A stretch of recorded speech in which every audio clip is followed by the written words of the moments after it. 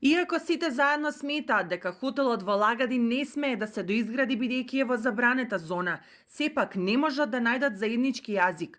Министерката за култура, незиниот колега од транспорт и врски Бочварски и градоначалникот на Охрид Пецаков во отворена вербална војна, кој е виновен а кој не. Иако управниот суд е тој што смета дека хотелот во Лагадин треба да се изгради, а сите три страни 7 години велат не за изградба на објектот. Градоначалникот Пецаков вели од почетокот до крај ги исполнил надležностите.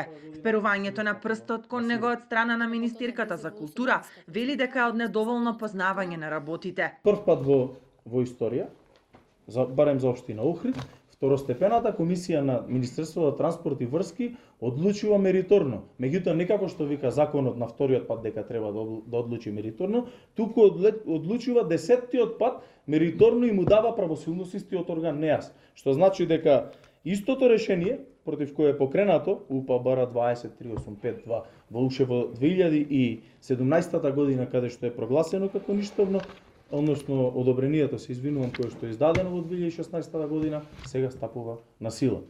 Како да постапи општина Охрид кога веќе сето ова дадено стои? Јас не разбирам зошто е повикот по мене. Министерот Бочварски во меѓувреме потврдува дека општината како и министерството во неколку наврати дала негативно мислење за објектот, но не ги обезбедила сите документи со кои ќе го убеди управниот суд дека хотелот не сме да се доизгради и дека поради тоа судот донел одлука во полза на инвеститорот.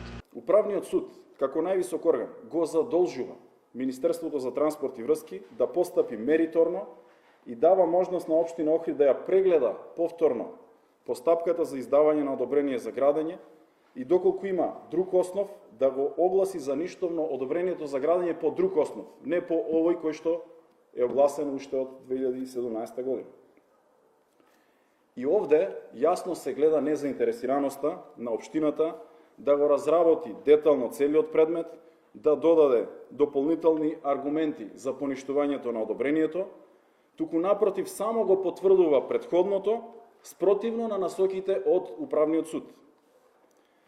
Да потенцирам дека одлуките на Управниот суд се задолжителни за сите.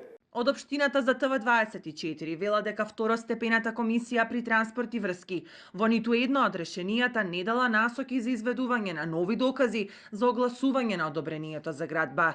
Инаку хотелот во Лагадин е една од точките за која алармира УНЕСКО и бара истиот да биде отстранет.